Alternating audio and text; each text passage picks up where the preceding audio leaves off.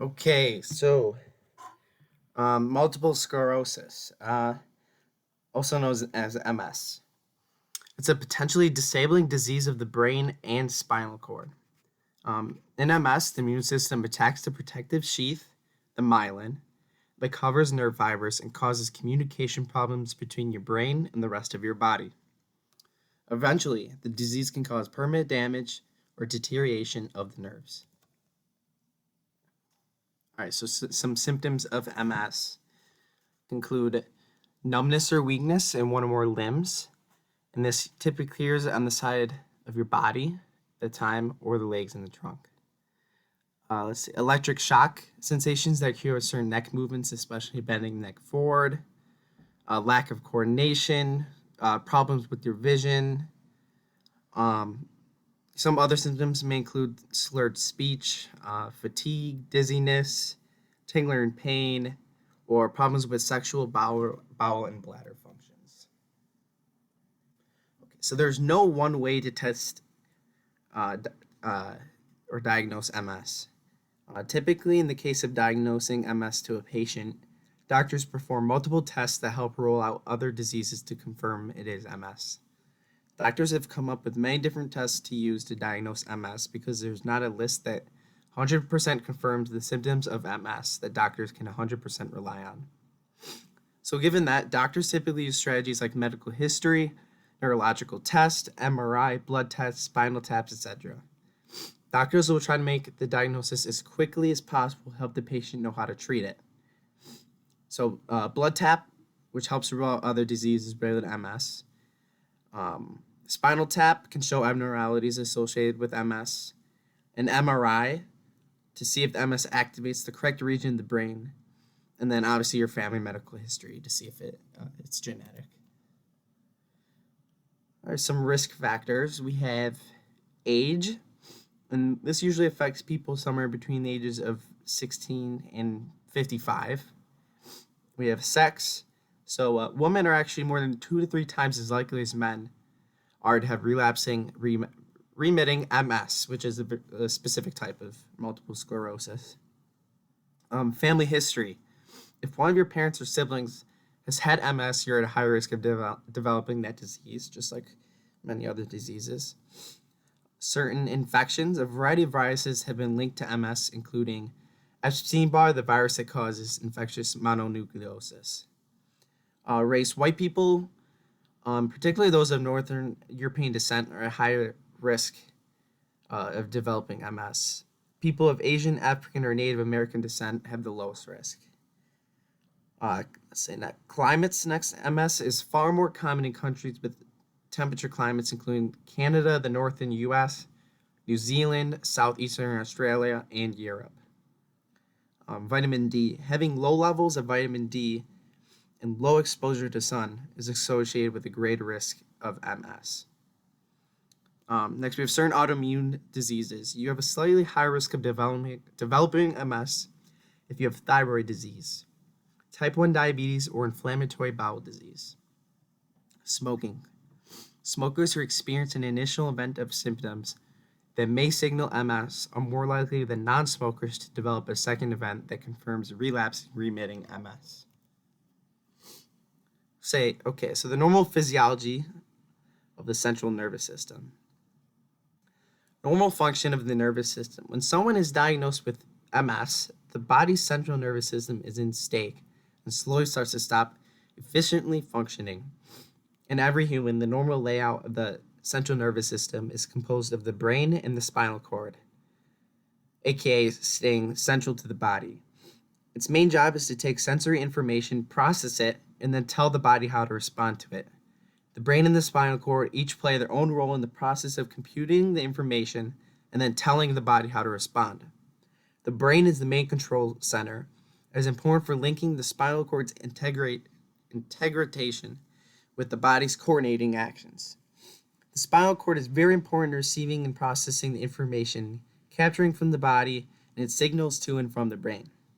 It is also responsible for musculoskeletal reflexes. In MS, the body's white matter of the brain is affected. White matter in the brain is made up of primarily axons, which are covered in myelin sheath. Finding the sheath in normal axons helps speed up the action potentials through a neuron. The brain is protected by a special chemical called cerebrospinal fluid that bathes the nervous tissues and protects them from physical barrier. All of this, however, is maintained by the blood-brain barrier, which keeps the chemical environment of the brain relatively stable with its relative impermeable membranes from the capillaries in the central nervous system. When one is diagnosed with MS, however, a shift in efficiency and function occurs within the myelin sheath and the blood-brain barrier. Okay, so now on to the pathophysiology.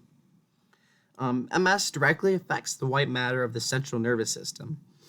The neurons that make up the central nervous system have myelin, which we've talked about, that cover its axon. In MS, the myelin degrade because the immune system mistakenly recognizes the myelin as foreign and attacks it. So now normally the central nervous system is protected by the blood-brain barrier. It's made up of tight junctions between endothelial cells to prevent any blood from entering the brain or spinal cord. But however, in MS, white blood cells, such as T cells, are able to fit between those tight junctions and make their way into the brain. The T cell will recognize the antigen proteins on the myelin as foreign and attack it. It will then release cytokine chemicals. Cytokine can do a lot of different things. They can promote the degradation of the blood-brain barrier. They can recruit other immune cells. So like B cells are now able to enter the blood-brain barrier, which will make antibodies for myelin. Once they make antibodies for the myelin, it's going to target the myelin for further degradation also. Also, macrophages may enter the central nervous system, eat up the myelin, physically degrading it. And cytokines themselves can be toxic and degrade the myelin by themselves. So now that you have a bunch of immune cells clustered around a part of the brain, that would be called neuroinflammation. The natural healing process of the central nervous system remyelination gets overpowered at MS by the immune system, which is why it's such a big problem. Okay, so now treatment. Well, there's no cure for multiple sclerosis. There are many treatments available. These treatments mainly focus on slowing down the progression of the disease and managing symptoms. The first type of treatment is disease-modifying drugs, also called DMDs, and they can reduce the frequency and severity of MS episodes or relapses. They can also control the growth of lesions and reduce symptoms. There are three types of disease-modifying drugs given. Injectables, an example of these injections given are Ovanex or Copaxone. Infusions, and these must be given at a licensed clinic. And examples include Lemtrada or Noventrone, and then oral treatments, which are pills taken by the mouth, obviously. Okay, so now we have treatment for relapses. Ending a relapse as quickly as possible benefits both the body and the mind. That's where relapse treatments comes in. So one of the treatments is corticosteroids, which are used to reduce the inflammation and the severity of MS attacks. ACTH is an injection that's actually given into your muscle under the skin, and it works by inducing the adrenal cortex gland to secrete the hormones cortisol, corticosterone, and aldosterone. These hormones reduce the level of inflammation in your body. Next, we have plasmapheresis. This process entails removing blood from the individual's body and filtering it to remove antibodies that are attacking your nervous system. The filtered blood is put back into the person's body. Next, we have intravenous immunoglobulin, and this is an injection that helps boost your immune system. A major disadvantage of this treatment, however, is that there's not enough evidence that it actually benefits for MS relapses. Okay, so there's many advantages to using medications to treat disease, but not cure it. DMDs can help delay this nerve damage for as long as possible. MS is a progressive disease that gets worse over time.